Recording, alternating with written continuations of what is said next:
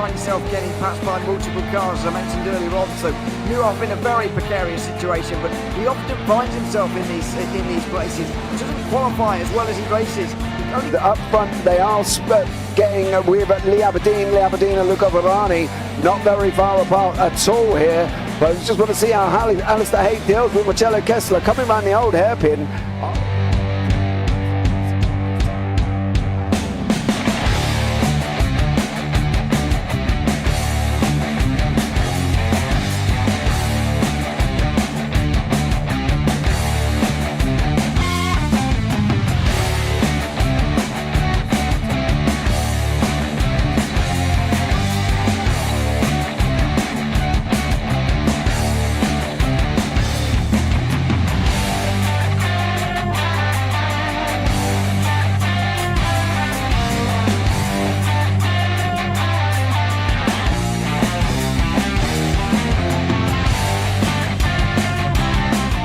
Say it's not the best decision they've ever made, just not having done that under the safety car, really.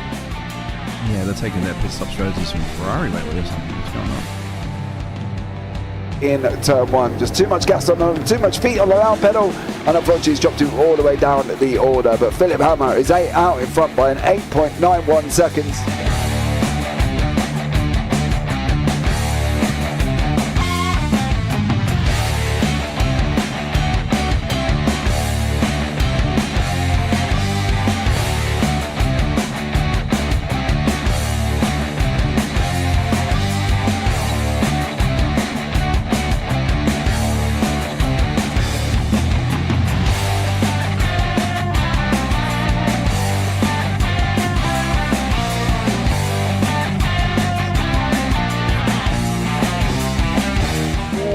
Dan Michael is a wall there, sir.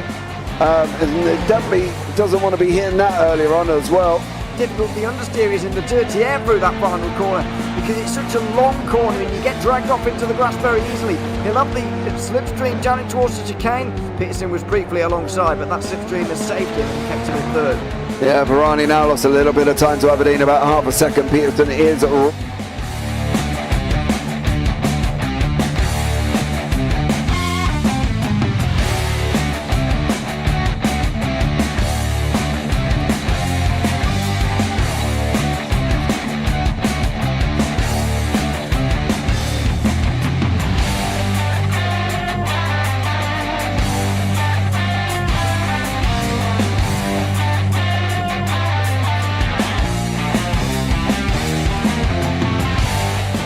Pike's pushed Morton forward up ahead. He's got out of line. Is now Pike going to have a go at Werrell? Don't push him off. He's in the championship fight. Jack Werrell chasing down Carl Jacklin. Further down, Rob Williams and Chris Barnes. Sensational run outside line now though for the heavy braking zone. Around the outside goes the Audi R8. Look how much Miller's come back into play. Exactly. Miller's still start trouble. He's not on second and change. All of a sudden Miller's back in play.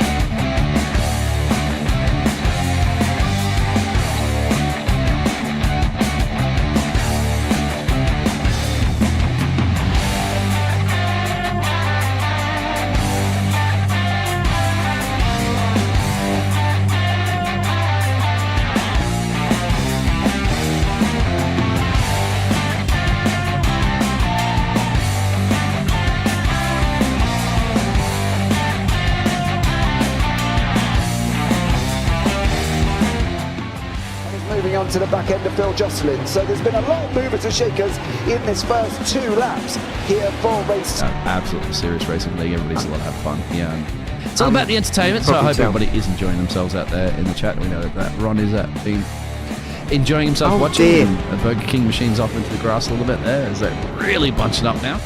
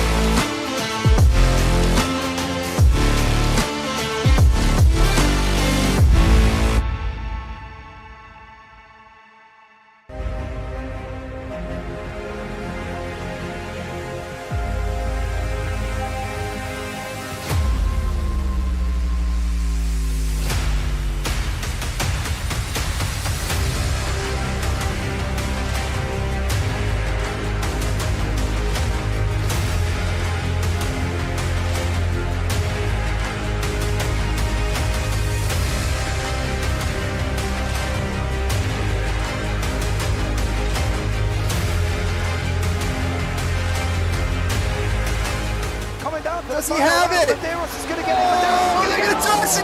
They haven't got it. He's on the outside line though, going into the fastest corner on the circuit. Surely this can't work. Dominic Ligner has got a sensational run outside line now though for the heavy braking zone. Around the outside goes the Audi R8. Look how much Miller's caught back into play. Exactly. Miller's still start chopper. He's not on second and change. All of a sudden, Miller's back in play. Can Barry do it? Big Barry's going to do it. Big Barry.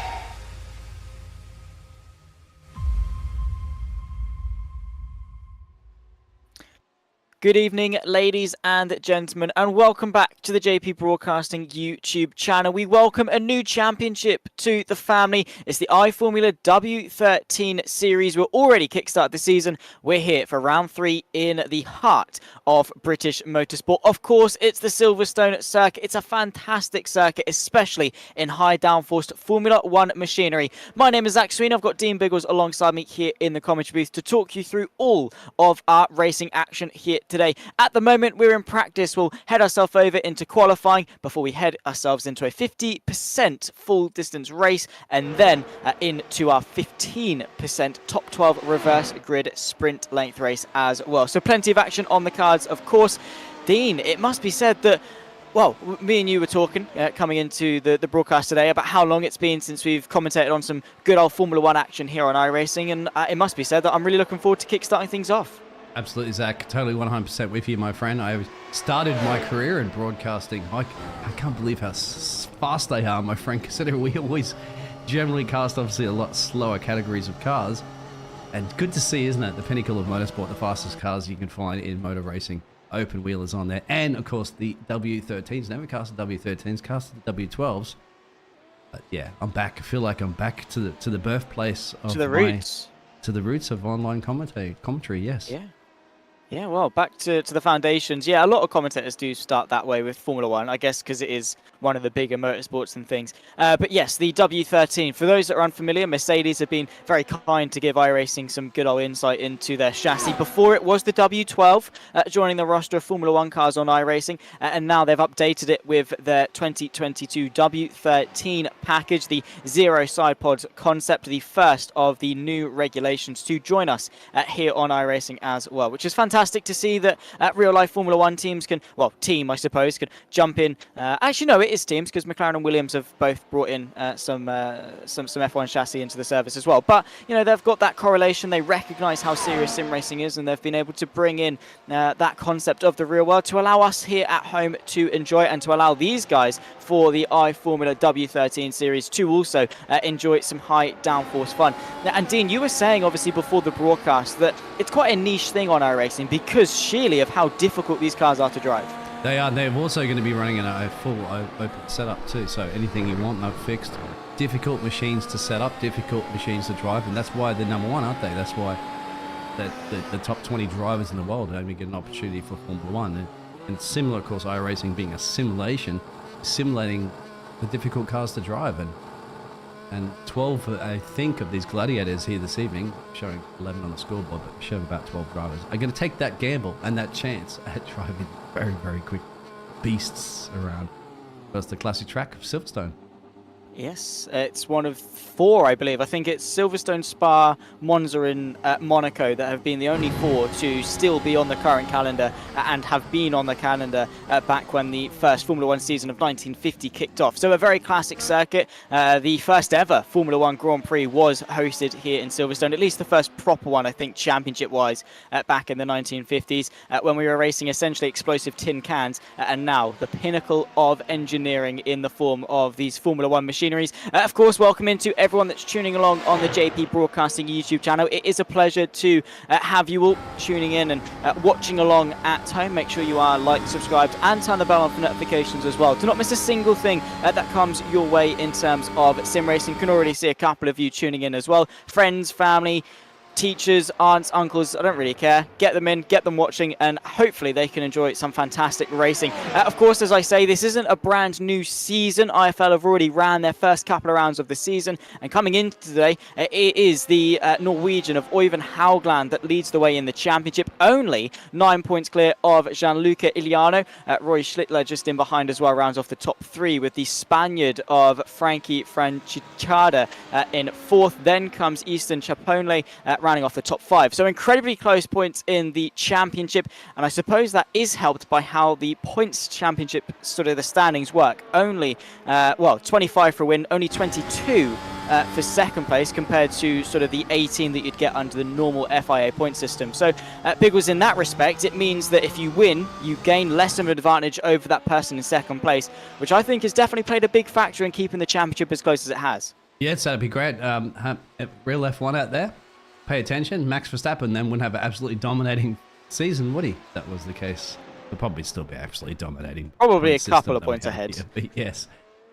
Look at the liveries, fantastic. I'm loving the wheel rims at the moment too of Hulgaard's Racing Lab esports machine for the Norwegian driver you can currently see on your screens.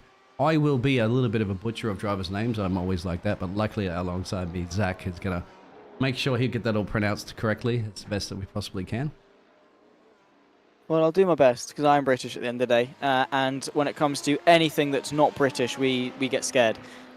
Take any British tourist in any country all around the world and you'll know exactly what I mean. That's one of the many joys of being a British commentator, is figuring out all the names, but it's fantastic because we get such an international influence in sim racing, and different people coming from all over the world, meeting people they wouldn't have met before had they not have been a part of sim racing, which is always a beautiful thing to see. And at the moment, the championship leader, of course, of Haugland. I don't think we've ever had a Norwegian F1 world champion, so Haugland trying to replicate that, or not replicate that, to start that success here in the sim racing world with his success over the course of the first couple of rounds. At the moment, 6th, 4th in practice, and working his way into the pit lane. That pit lane, I think, is going to be quite a big talking point of the race here today, Dean, because it's long and it's slow, which means that the delta of of pit stops is going to be that little bit more punishing, which means you really have to time when you come into the pit stop just that little bit better, because you run the risk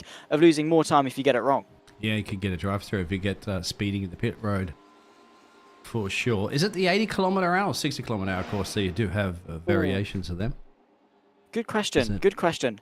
I don't know. It's either 80 or it is one of the two. It's either 80 or 60. I think it might be 80 in iRacing.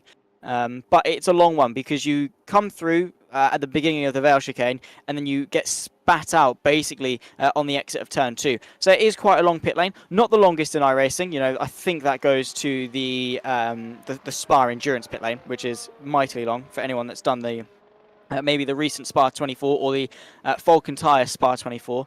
The pit lane that you had to use. You came in at the Grand Prix pit lane and you got exited out at the top of Eau-Rouge and Radion. So a very long pit lane, not quite as punishing here at Silverstone, but still very long, still very slow, and means you do just have to nail your pit stop times as much as possible. Grigor Georgiev at the moment in P11. He's trying to work his way up the field as well in this practice session. But the good news is, Biggles, is that for the most part, the times on the live timing at the moment do look quite close. Yes, it's practice and we can't really read too much into it, but hopefully going into qualifying, it's going to boast that similar success, that similar closeness, and we should hopefully be in for a nice competitive race. We'll see how it pans out, of course. Just getting back there to Dalra in the chat there. G'day. He says, let's go Silverstone before. He says, flags seem to be messed up in the tower. That's actually curious. That's the data I've got from the drivers. Pretty sure they're messed up. We were referring to, say, one of the drivers, like Robson, that has a British and Irish flag. That's just a United Kingdom kind of car. That's what you're referring to. Or if the drivers aren't driving under the correct flags for the nationality. We'll find out. Practice session, my friend, is over. Done and dusted. And now it's time to get out there and put your quickest qualifying laps. Open qualifying as well. So you will have other cars on the track. Perhaps you can look at getting toes if the teams are going to work together or not there, Zach. Yeah, potentially so. Of course, they're not representing real-life Formula 1 teams. They've been given the freedom to go out there, make their own names, and have a bit of creative freedom with it. As well with the colour schemes, the liveries, of course, understandably so. Mercedes aren't overly happy with people going onto iRacing and completely changing the W13's livery, but you can change the colour scheme, which is always nice. So we will see different colours and gradients and things on the cars, which is always good. Again, it's still an aspect of creative freedom, I suppose, in terms of the cars. But yes, 25 minutes on the clock for qualifying. You go out there, you try and set your best lap time. That will determine your grid order for our 50% 26 lap race before we then flip the grid on its head. Top 12 get reversed, and we go again for, I believe it's going to be an 8-lap sprint just a little bit afterwards as well. So plenty of racing action in store. But the thing with Silverstone, Dean, is it's very fast, very flowing, very fun to drive.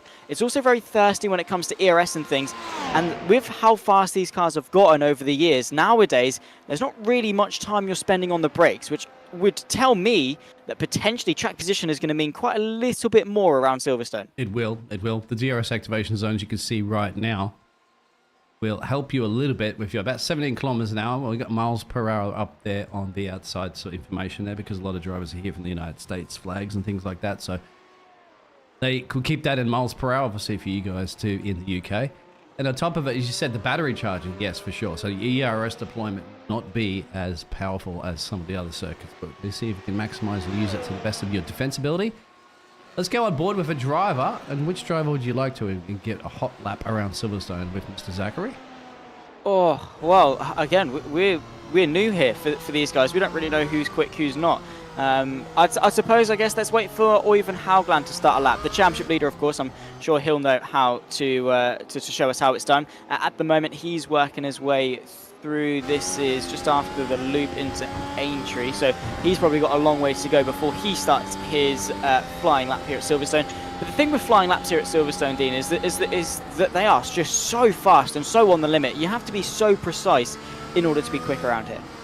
You do. It's a great track. Of course, it used to be the old Mutton GP when a couple of lads got together with the Air Force field that they used to be during the Second World War, and just decided to throw a couple of their cars around there. One of them ran over, of course, it's sheep, and then did that, and then they go, hey, this could be a great racetrack. It's had temperature variation changes over the years, but still one of the best of there, especially when they go through this section at the moment. Beckett's Mackett's Chapel.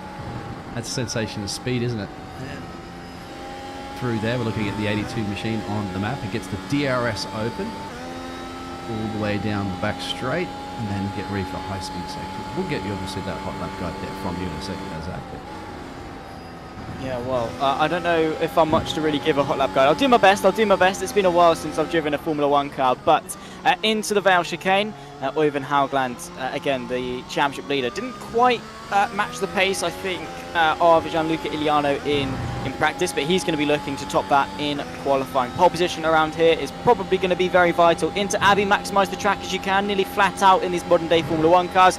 Through farm, hit an apex, brake essentially as soon as the curb starts on the left hand side, down to 4th gear, bit of a correction from the Norwegian, now into the loop, turning quite early relative to how early you think you should turn in, get the power down as much as you possibly can through Aintree, just keep the power planted, DRS open as you work your way down through the Wellington straight in towards Brooklands Corner. Again, maximise the entry, you brake really late into this left-hander, clip a nice late apex, boom, brush it, bring it into Luffield. Many different types of lines that you can take through here. Many opt to go for a V line, but these Formula 1 cars have got the downforce. They can hug it tight all the way through. Now into Woodcote and through the old pitch straight again. Just minimise the distance that you're travelling. This is the corner. Copse Corner that saw Max Verstappen and Lewis Hamilton come to blows in 2021. And Haugland takes it really very nearly flat out. 168 miles an hour apex speed. Into Maggots and Beckett's, it's all about making sure the speed is there and being as precise as you possibly can. Down to 6th gear and then through the final part to 5th. But again, a bit of a correction from Haugland.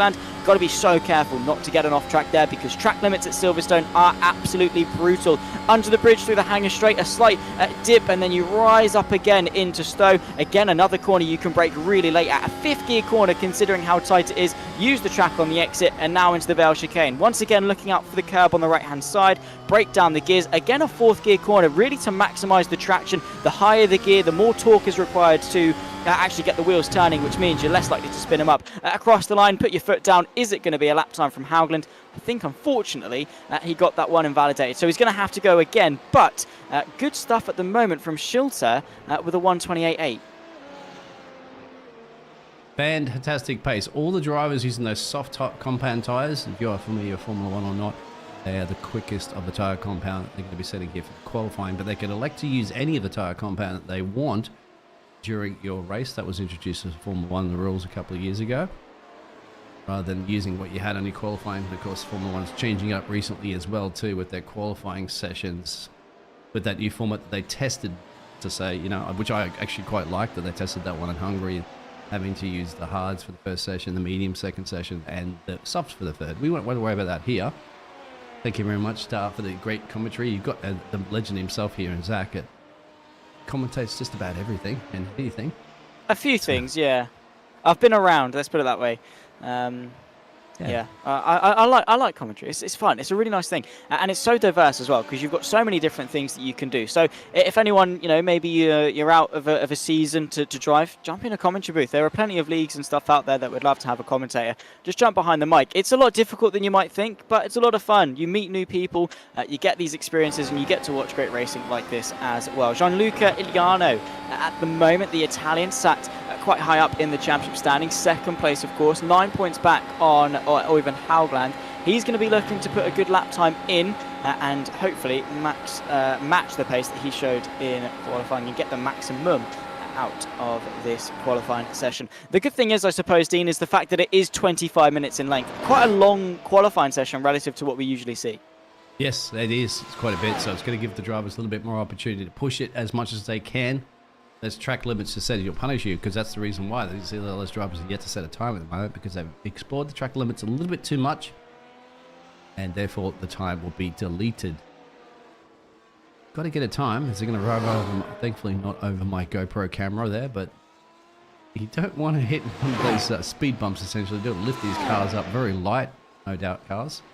Probably very light during your fuel load that you have for your qualifying session, but yep, they'll definitely throw these little thimble cars. They're not strong like your GT3s. Oh, there's a spin.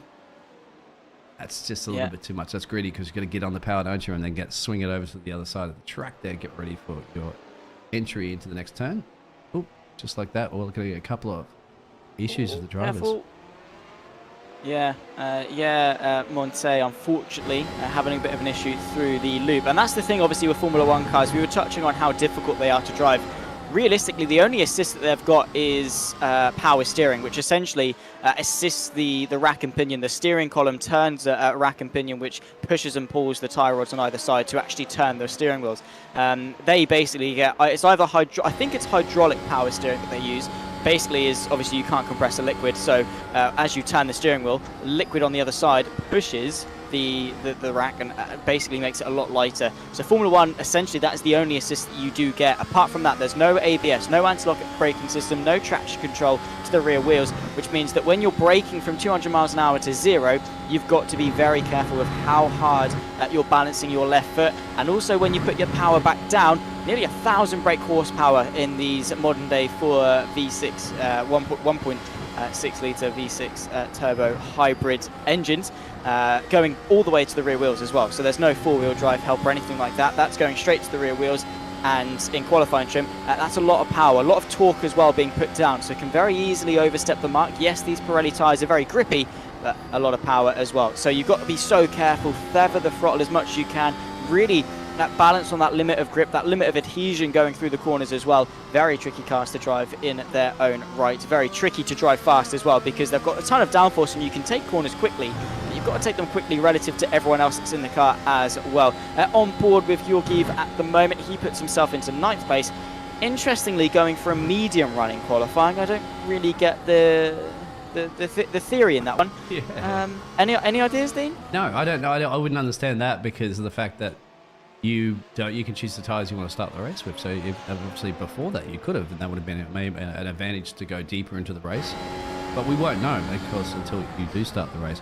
And just to show you that camera before, that gives you an indication, doesn't it? As we were talking about that one, who's going to pull off to the side of the road and return that one. But just to give you an idea, that's just how difficult it is with this cockpit view. Remember, the drivers can only race in this cockpit cam here. So they don't get the, like in the F1 game, the T-cam opportunity to use. And obviously T-cam would be a lot easier to drive. You can imagine a Formula 1 driver at the moment, my friend, if you didn't have an actual real driver in the car and they just slapped the camera on top of it, the T-cam, and allowed them to remotely control the car, I can guarantee they'll probably get half a second quicker per lap. But, yeah, we'll give or take, let's say. But you don't have the halo, as you said, right in the middle. The middle halo, they can elect to have that yes, removed. Just because in the Sim Sports version of it, it's a lot different than the real one. Your vision. Yeah, so basically, I mean, people will be saying, well, why have you turned the halo off? It's not realistic. The halo's there in real life. As, Jean-Luc Iliano setting the pace really nicely with a 1:28.6, puts the gap between himself and Schiltler to only just a 10th and a half of a second. But yeah, for those that, are sim enthusiasts and saying, oh, you have to have the halo. No, you don't, because in real life, they can't even see the halo. Basically, a test that you do is you hold your thumb close to your eye and you close one eye and it's very solid in your vision. Then you open your eyes and you can see, and you focus on something in front of you. You can basically see through your thumb, and that is essentially what Formula One drivers do. The way your brain processes images is the fact that if one eye can see round an object while the other eye can't, your brain just fills in the gaps and can just see through, essentially. Very clever stuff as how the brain works, of course, and that's why you can turn the halo off, because it is just a solid pillar, if you don't turn it off in game or in sim, whichever one you want to call it. So it's definitely more realistic to have it off. But yeah, the cockpit cam thing, much more realistic as opposed to the T cam that they call it in F1 esports. The funny you say about strapping a camera to different parts of the car and having that be the perspective, because people did that. They put a selfie stick essentially onto the back of a car, put a GoPro on it, connected that GoPro to a VR headset, and then had the driver put the VR headset on. So essentially he was driving in chase cam, and it's a big adjustment to make. So I'm not too sure if they would actually go quicker. I'm sure the more natural setting of a cockpit would probably drive them to go a little bit quicker. Well, you might be right on that one, and also feeling. So if they're not actually in the car, you don't have that sensation of feeling of when it starts to slip and slide a little bit, how the tires are hugging it, and how much more pace you can pull out of it. You're never going to get that, are you, if you're remotely controlling the car? So well, no, because they were in the car. Oh, you're saying they're still in the car, but somehow driving a fatigue? Yeah. Yeah, well, what they did is they put a like I said, they put a selfie stick on the back with the VR headset. So they were just driving in chase cam. So they've still got those sensations. I just think the correlation, you'd probably get a lot of motion sickness because your brain, you're seeing one thing, but essentially your bum is feeling another. So it is a very weird adjustment to get used to, which would be scary. Probably, I mean, you essentially you're in a car, but you're driving blind, just relying completely on a screen technology. The camera not to turn off, No, that's... GoPro dies mid-lap, imagine. I said the only way I think you could probably do it properly, as I said, would be to actually have it remotely controlled. Have you ever seen drone racing? The drone racing series that's quite popular right now. They only, of course, with those drones, driving in from the camera perspective. And you've seen the absolute pace and the way that they can flip these drones around, all that sort of stuff, just from the camera view. That's amazing, and they can get some serious pace out of that. So I wouldn't be surprised. But then again, we're talking about something completely hypothetical here. This is motor racing. These are in the cars. These drivers, of course, even in the racing sims, are sitting there in that cockpit view. They're doing the absolute best. So best at the moment in the qualifying session, my friend, is at 28.6, right at the top of the timesheets from the Italian. Yes, he's doing a fantastic job out in front. Very, very close in behind as well, as I say, with Rowley Schilter in second, Derek Miller in third. Troy Banks at the moment sits fourth, but only a couple of tenths swing either way in that regard. So, again, minor improvements could definitely see big rewards. Schilter, unfortunately, running a little bit wide at the loop. And, well, maybe either running out of downforce or running out of talent. One of the two from what it's saying is the Californian in the 1-2-5. Again, he's only sitting at 10th and a half of a second off pole position, which around a longer circuit like Silverstone with plenty of high commitment corners, a 10th and a half of a second can be very easily made up if you nail a lap. Anyway, of course, in these, you can easily get that gain down if you start getting rid of the track, especially in an open setup like this, and especially when it's difficult. Look at this. Now, the car up the road, I believe is a teammate. At least they have similar liveries. So is he looking to get a tow here? No, it's a skip on through. You will see that sometimes with the drivers using the tow, try to gain a little bit more speed. You'll have the DRS. Out there, as D-Dar out there in the chat was saying, it seems that the team names are up. I believe they are as well too. So we'll get that resolved for next week. We apologise. So we have that all sorted out. Just waiting for some information back from drivers in the league. It's the first time we're broadcasting in race 3. So don't you worry. We'll be on top of that one. Still have just shy there of what do we have left out of qualifying session? 15 minutes into it, my friend. So 10 minutes left. Half through. It's a 25-minute session. We're 50 minutes in. Quick maths. 25 minus 15. Carry the one is 10. So yeah, not long left to go. Probably 2 or 3 flying laps left in the session. Again, it depends as to how hot the track is at the moment. It's saying it's 66.2 Fahrenheit, which is probably in the vein of maybe 15 degrees Celsius, I'd say. There we go, you can have a quick look at it. The track temp is 71 degrees Fahrenheit, which isn't that hot at all for those outside of the US. It's quite low. I can't exactly remember the equation to convert, but it's not a million degrees, let's put it that way. So maybe they can get away with doing consecutive runs on one set of tyres, because that's usually the problem in qualifying. You're pushing these tyres to the absolute limit. They're warming up, the thermal deg and the carcass temperature is skyrocketing up, so much so that by the time you get to do a second lap, the tyres are dead, which means that you have to do a lap, come back, change tyres, go out again, and then do a flying lap, which just adds more and more time to your runs. But if the track temp's cool enough, if the tyres are in check, by all means go for another lap, because that rhythm and that sort of that feeling, that motivation, that hype that you get after a good lap, to then go and potentially hype yourself up to do another one, is going to gain you a good couple of tenths of a second. Over the course of last weekend, for those that were at the London E-Prix for the Formula E Accelerate things, we obviously were in the fan zone and things, speaking to one of the drivers, Lucas Müller, he was saying that in qualifying, he prefers to go for consecutive runs, because he gets into that rhythm. And yes, maybe the tyres drop off a little bit, but he was saying, Dean, that sometimes your mental side of things can overcome the physical wear of the tyres, and you can almost outdrive the wear. Yeah, that would make perfect sense. We hear that with the real drivers in Formula 1, don't we, where they get a fresh set of boots and stuff like that in the pit road, and they come back out and they just feel that there's a completely different ball game, but then give them a couple of laps, they start to come into play. They're just the nature of the tyre beast, and obviously with the different cars and manufacturers and stuff like that, Formula 1, but yeah, that'll come down to your different setups. So you gotta just get the feel for it. I actually think probably the more laps you do, you will get more comfortable with it, learn how to push in certain parts and stuff like that on the track, rather than going in, doing, well, in this case, it was an iRacing, just disappearing to the pit road, but then you've got to do an outlap, come back out, get a feel for it again. I think if you're slow for a couple of laps, you might find that your third lap after that might be bang, good pace. We'll see with these drivers. So this man right now is looking to see if he can take the first, well, he's in the first row currently, but which one of the first row he wants to be? P1 or P2? The arrow's activated down here, Wellington Straight. It's the hangar. This is the hangar. Yep, go ahead. Yeah, so this is the Wellington. No, it's not, it's the hangar. My God. And then the middle one that connects Aintree to Brooklands, that's the hangar. And then the pit straight is the Sir Hamilton Straight. Into the pit lane though for Schilter. Not confident with that lap. Wants to come in, maybe get a second set of boots. Getting a comment, of course, from Da'ar coming to say, are we commentating the Formula 3 race tomorrow too? JP Broadcasting are, myself and Dean won't be on it. It will be James Parth and James Kenton, I believe, will be on the mic for that one. So obviously, if those that want to watch the Formula 3 action, more than welcome to tune in here tomorrow. I believe it's the same time tomorrow, so maybe if you want to dabble into some lower junior Formula stuff here on iRacing as well, because they are equally as good. The Formula 3, yes, they're a little bit slower, but I've always said that they're just as, if not maybe even more raceable, those Formula 3 cars. Because they're slower, you can almost get more out of them, if you get what I mean, Dean. Yeah, they're more popular, I think, in a lot of the leagues because of that. They're a little bit more manageable to handle. Once again, you talk about Formula 1 being the pinnacle of motorsports. This is the most difficult drive, essentially. Most drivers have told me the most difficult car to drive in all of iRacing simulations and stuff. So there you have it. So Formula 3, obviously, stepping back, it's a little bit slower, a little bit more opportunity. Still quick course, open wheel, massively quick. But it's a little bit more comfortable for drivers.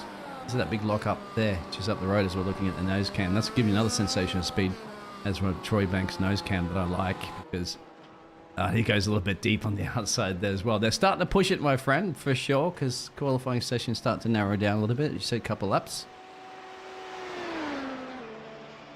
Yeah, not long left to go, of course. We've just heard word, of course, that Alexander Shana, who is at the moment not able to set a lap time, was unfortunately disqualified from the automatic stewarding malfunctioning, which means that they are not going to be able to put a lap time in over the course of this session. And was running a 1:29.5 in quali practice, which would put them settled in just ahead of Jacob Beiser in 5th place, which is not a bad place to be at all. So we'll wait and see, obviously, and see what the ascension is through the field. Of course, 26 laps. That's long enough for a pit stop, Dean. It should be fairly simple, maybe mediums to soft, soft to mediums, depending on the preference. But definitely that strategical avenue, definitely something to keep an eye on, because around a circuit as high in tyre deg as Silverstone, as Derek Miller finds out what happens if you make a mistake. In a circuit that is so high in tyre deg like Silverstone, that strategy is going to play a huge factor. It will. It's very, very great at simulating, because I only remember it from the W12s that I've covered before in the past year. So I'm not sure about the W13s as much on the tyres, but I'm pretty sure that they're going to be modelling it so similar to the W12s in the past. And yeah, it can be very, very punishing on the tyres. We'll start to see some of those mistakes that drivers will make going into a race.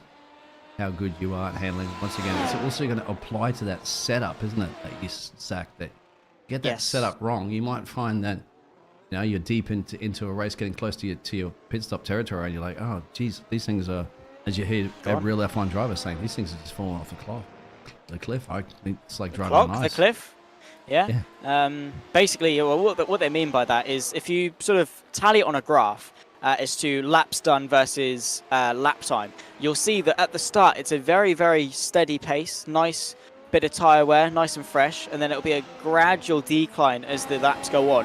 And then they'll get to the point where they just go straight down. That's what falling off the cliff means, essentially, for those that are new to the Formula 1 side of things. That's the bit that you don't want to get to. You want to come in a little bit before that so you can extract the most out of the tyres and not be as susceptible to potentially an undercut. What we call an undercut is where the driver behind pits the lap before, puts on some fresh tyres, drives their out lap, the lap just after their pit stop, faster, and then relatively to the other driver, puts in a better lap time and overtakes them essentially on pure delta time, so much so that when the other driver comes in off their worn tyres, the driver that pit in first is then ahead. On the flip side of that, you've then got the overcut, which is the opposite, which is then the driver that comes in later is able to drive faster, maybe because of a lack of traffic and back markers backing them up, or just the fact that the tyres still feel good and quick and they've got the temperature in the car, then to be able to actually extend the gap and go a lap longer and then overtake that way. So those are the two strategy things that we'll be talking about as the race progresses for those that maybe, again, are a little bit more inexperienced when it comes to the Formula 1 side of things. So thank you to tuning in on the JP Broadcasting YouTube channel, of course. But yeah, that'll be a very interesting dynamic as the race develops for sure. Another thing that I wanted to touch on as well is the tyre choice for the beginning of the race, Dean, because of course you can start on whatever compound you want. You're not limited to the tyre that you ran in qualifying. So do you go for mediums or do you go for softs? Oh, at the moment there, Derek's just saying, well, I don't know. These softs aren't even gripping. He gets the DRS activated as he gets the power down to the corner. That's going to be the interesting thing. I think most of the drivers might very well, my friend, go for those soft tyres so they have a little bit more speed. And I think most of the drivers at this point too are just retiring from this session. Is once again, if they make a little bit of mistake in that flying lap, then that's it. They'll return back to pit road, but not a lot of time left to go. This man also pulling off to retire, and I think that might very well be it. So if you want that question answered very soon about what tyres you're going to use, well, yeah, we'll find out. We will indeed. Of course, as I say, they've got free choice. We'll run you through the grid order as soon as we get it. But with iRacing, you can't finish a lap that you've started as soon as the time ticks 0. So people have seen they've not got enough time to go for another lap and have therefore aborted on their runs. And therefore, that means the 25 minutes of qualifying has concluded. And we'll bring you up the grid order as soon as possible. But yeah, mediums or softs to start the race.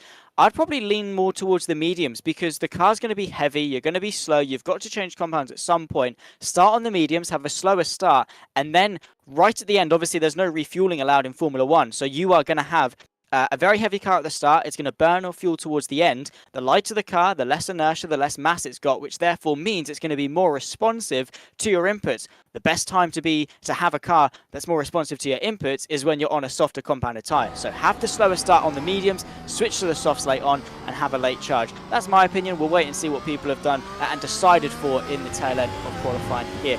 Jean-Luca Iliano has gone for a lap time, but he's out there on the mediums, maybe just trying to bed them in a little bit, see what the grip level is like. But he set the pole position time, a 1:28.6, a very impressive time. And we get to go through those grid positions right down now, Zachary, for our round 3. Yeah, second place in the championship, the Italian of Gianluca Iliano takes the pole position. Only a tenth and a half back, though, is Rolly Schilter in second. Derek Miller, Troy Banks share the second row of the field, with Jacob Beiser rounding off the top 5, and David Robson will join him on row 3. John Smith, championship leader Oyvind Haugland rounding off row 4. Big surprise to see him 1.5 seconds off the pace in 8th. Grigor Georgiev in P9, Frank Beezer in P10. Monti and Easton Chapolne in P12, with the other driver as well of Alex Shana as well will be rounding off the 13-car field that we have got here today. Moments away from getting ourselves underway for this third round of the iFormula W13 series in Silverstone. Dean, we're sort of in for a good race here, because we don't really know what the pace is like of these drivers. It's a step into the unknown for us. It's absolutely a step into the unknown. Of course, why not? In the birthplace of Formula 1, to find out exactly what's going to happen. Everybody into turn 1, how they're going to pan out their strategy. I'll show you those tyres right now too of the drivers as we get ready. You can see the man on pole right now, and there it is. So we have a bit of a mixed split there. So half the drivers essentially on mediums and half the drivers on softs. Keep an eye out in the P5, P6 and P7 trying to take advantage to slice their way through the field. That'll be the big thing, is them, trying to make the most of those softs and get the lead earlier on potentially. Over to you, my friend. Race 3, broadcast for the first time in JP Broadcasting Network. Zachary.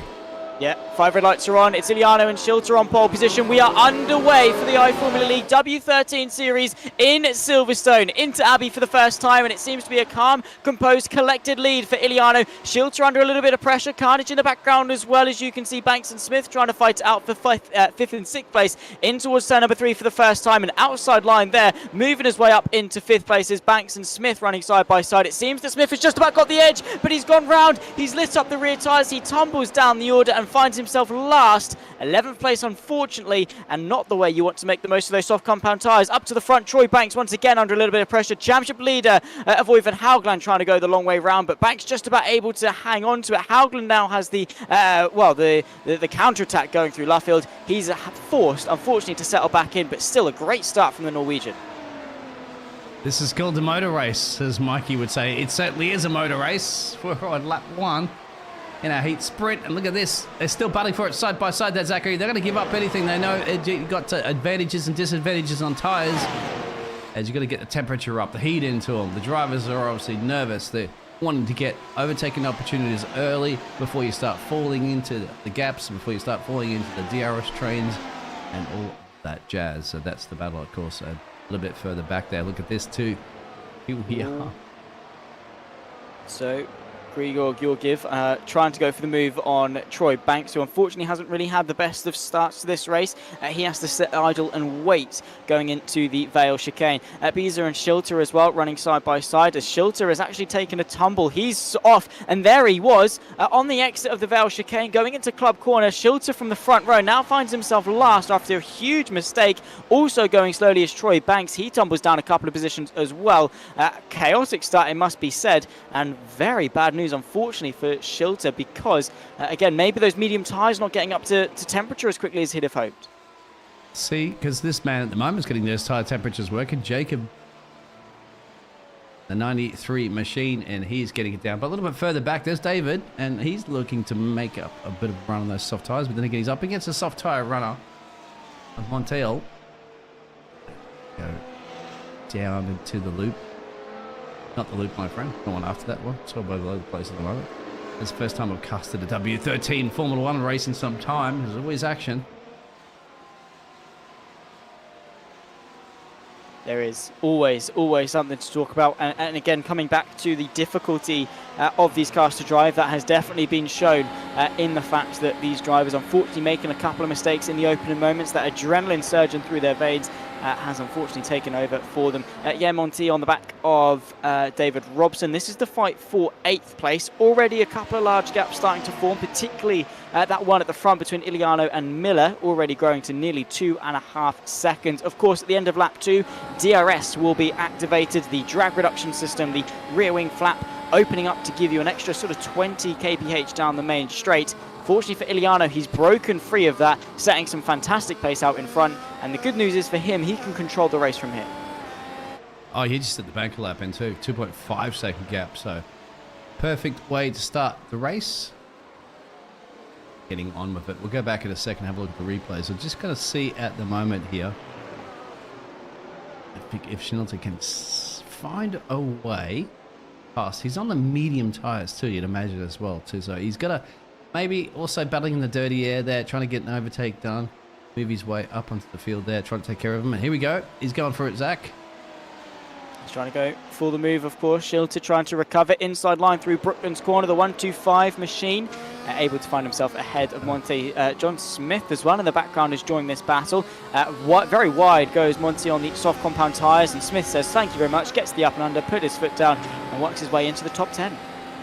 Job done, but come around to attack now. Not quite over yet, my friend.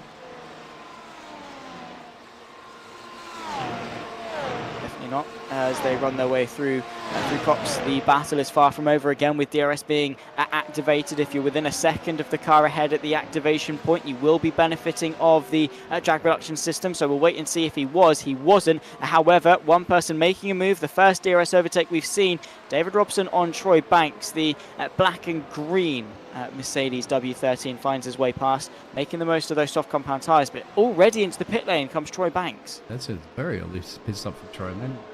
Just not feeling it here. Wants to just to get that pit stop over and done with. Maybe switch over to hard tyres, go to the end of the race. I don't think Soft's going to get, well, maybe get you to the end of the sprint. We shall see. Let's go back and have a look at the replay at the start of the race. So this is John Smith going around. Doesn't look like he got contacted by anybody, so it's just a little bit on cold tyres. And this is also another moment there with Rolly. That's a weird snap. Did he hit the boulder? Not initially. It seemed to be that he just got on the power, went to correct it, overcorrected it, and then launched himself over the sausage curb, which is why he got a little bit of air. It just seemed to be a bit of a textbook mistake. Hopefully no damage on board his Mercedes, and hoping that he can continue on fairly scot-free. The fight for second, however, we've got Derek Miller versus Jacob Beiser for second and third. Mediums on Miller, softs for Beiser, so you would imagine that the 93 has got a little bit more pace in hand in his Formula 1 car. He's now within DRS range as well, and you can see there on his steering mode, he's into attack mode, which means his kinetic energy recovery system, his hybrid deployment, is in one of the highest modes it can be. Trying to get as much power to those rear wheels as possible to close the gap and get him up into second. Let's ride on board for a little bit and see what he can do to navigate there as Callum's out there. Hello, Callum. Welcome along on the fantastic team members that we have here at JP Broadcasting Network. Tank Slapper was mentioned there. You get the Tank Slapper. I didn't see anybody get the Tank Slapper. The Tank Slapper, of course, is contact, isn't it, to the side of the car. These are a fragile machines, so you have to take care of them. As we say, what that's John Smith again having a bit of an off. So he, of course, was the driver we saw not too long ago through turn 4. It was at the loop, unfortunately looping the rear end of the car around. Now through the Vale chicane, again, just too much speed through. The weight transfer on the rear didn't like him at all. Tried to ask too much to the rear end of the car by putting the power down too quickly, and unfortunately has sent him back to P10. Shilter on the back of Robson, trying to recover from his spin earlier on. Late on the brakes going into Brooklyn's corner on the harder compounded tyres as well. Gave it a good go. Unfortunately no way through for now, but Shilter definitely showing some good pace. Got to give the defensive driving as much as possible, but there's a little bit of a problem, my friend. This driver right now has a little DRS beep in your ear, and that's going to give you a lot of pace. Not quite here. You see the flashing light in the back of the car? That's harvesting energy now. I'm not quite sure of the W13s. I remember the W12s, it doesn't really show you when they are harvesting the energy correctly, but it does. No, it doesn't look like it'd be harvesting energy right there, my friend, because you'd have to be braking. Well, then again, yeah, you'd be braking there. Now the DRS activation. The letterbox opens up. There it is. So look at that. Look at the straight line speed that you get from it. You just go zooming on by. And that's the power of the DRS. Now remember, the DRS was only supposed to be introduced for a short period of time there so that they can allow more fantastic overtaking. Of course, with the changes that they had in these cars last year, was to help promote that with the new chassis design. But I'm still all for, I think, limiting it. Like push to pass that you have an IndyCar, you have a certain amount of them, right? 10 or so per race. I think we should have a limited amount of DRS per race as well too, so drivers can only use it in those DRS activation zones, but you could use it as an offensive or defensive So in that case, if David Robertson wanted to use that, my friend, to defend, he could have used one of them. But here, you only have 10. Wouldn't that make it exciting? I think so. It definitely had a new aspect to it. We're going to take a look as to what happened to David Robson. This is coming into turn 3 at Village. Slight miss of the apex. He's still good for now. Way too late on the brakes, locks the fronts, and then the rear goes round as well. Fortunately for him, didn't go spearing off into the barrier, was able to loop the car around nicely and then just keep going. But got to be very careful about controlling the tyre temperatures of these cars. Talking to a couple of the drivers as well, talking on how easy it is for them to overheat. Coming back to this battle though, and look at the speed Beezer's got. Miller's now got the inside line going into the slow corner. However, the softer compounded tyres on Beezer's car, he sails around the outside and he sails his way into second place. Yeah, see, another example of that situation, isn't it? It is so difficult to defend against it. Now, we don't know how well accurate, we're not racing drivers, but how powerful that ERS is, as you said in this one. This track probably not a great deal of ERS energy to use to deploy against defending. It's all about the defending. And these drivers are no slouches. When you see them getting overtaken like that, you think, well, they're not very good drivers, or what are they doing wrong? Well, it's just the power of the DRS. It's just the power of the, a little lock up there. Ooh. Through the slowest sector. Go ahead. Got to be very careful. We're getting a question from Callum Milam talking about which F1 car is the best on iRacing. That's backwards. That's the championship leader. Owen Haugland having issues. This is out of the loop going into Aintree. He spun up the rear tyres. He's now rejoining the circuit as slowly as possible. Down to 7th place. Make that 8th. Oh, nearly rejoining into the pass of Robson as well. Haugland was making some good progress forwards in this race, and unfortunately has tumbled his way down the order. This is... It's quite late on in the traction zone as well. He's built up the confidence and then just planted it down. And unfortunately, the rear end's gone. Huge news for the championship leader, who unfortunately really isn't on the pace, especially on the day where Iliano is so dominant. This is why these cars are difficult to drive. Some of the best in the world you're looking at, making little mistakes easily. Look at that. Once again, DRS overtake. This is going to be probably even before the 200 marker. Bang, done. There's Derek. And that's the medium tyres. So I wonder at the moment, and you kind of think it's probably still too early for those soft tyres to start, as we talk about falling off the cliff reference that you said before. Yes. So, I mean, again, not overly experienced in the world of iRacing and Formula 1, but it's 8 laps for softs. I mean, obviously these guys are going to be taking this data in and using it for the sprint race that's going to be coming after this. If the softs can't make it 8 laps, which is the length of the sprint race, then you would ideally want to start on the medium. So again, this is all good data for them to process, but I'd say it is too early still for the softs to be falling off. That's under ideal circumstances, and that is round. Unfortunately, one of the drivers having an off. That was Derek Miller, who was in 2nd place, now finds himself down to 3rd once more. But yeah, unfortunately just looping the rear end round and losing that place once again to Beezer. But yeah, when it comes to ideal driving and things, that's maybe where the softs could go a little bit longer. But we've not really been seeing, the cleanness of driving. People over driving the car, overstepping the mark, locking up the fronts, spinning the rears too much. That's all going to degrade the tyres faster, which means they're going to drop off the cliff even faster as well, which means you're going to want to get off them even faster. So under smooth driving circumstances, maybe in Beezer's case, he can take the softs for quite long, but we have already seen a couple of people come into the pit lane, and what could have been maybe an easy soft to medium might bring itself maybe into a bit more of an interesting pit strategy with a couple more choices. We can see Troy Banks onto the hard compound tyres, but again, you obviously want the longevity, but you still want the grip in the car as well. Yep, you do. It's just look at that. It's just hung on the outside there as we're on board with Frank. Everybody's struggling. Everybody is struggling. You can see it, regardless of the tyre compound. The only thing is, remember, Mr. Troy Banks went in very, very early, my friend, and said, I'm going hards, so he'll go all the way to the end on those hard tyres. But his pace at the moment, well, he's actually doing 34.2, so believe it or not, he's pretty much similar pace than what everybody else is doing. Not even a little bit quicker, so well, we'll see. Tyres, perhaps. We'll have a look at those laps 2 on top of that one. Show you the information at the moment to get an idea of the lap times recently from some of the drivers. There's your last lap times for most of them. So you can see there that Beezer is actually setting some really good pace on those soft compound tyres. Wide, unfortunately, goes the other Beezer of Frank, and that invites Rolly Schilter through up into 5th place. Again, small mistakes playing big factors in this race. Going wide into Brooklands really opens up that inside line, and Schilter was able to capitalise on that in full swing. And I guess it just goes to show that even in races like this, where you are going to maybe make mistakes, is that you shouldn't give up, because Schilter was dead last a few laps ago. He now finds himself back into the top 5. You got to be in it to win it, my friend, and just being in it to see the checkered flags. All you need to do, especially beginning through the season. This is kind of one that you want to win, don't you think? Silverstone, like it's those classic tracks. Spa, people want to win. What are the other ones do you think that the drivers always like to win? Formula 1 calendar. Well, no Monte Carlo here, thankfully. No Monte Carlo and iRacing. Jeez.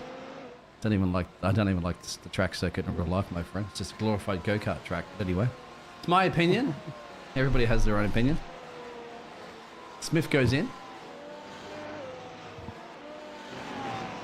Yeah, into the pit lane, and to probably get rid of those soft compound tyres, get himself onto some mediums potentially, hopefully go the rest of the distance in this race, because we are on to what we're on. We're halfway through lap 9, about to get ourselves onto 10. So already a good distance of the way through. John Smith, though, showing how difficult pit stops are at sometimes, because we saw there, went in too deep, had to then put it into reverse gear and find his pit stall again. And another aspect of how easy time is lost in pit lane.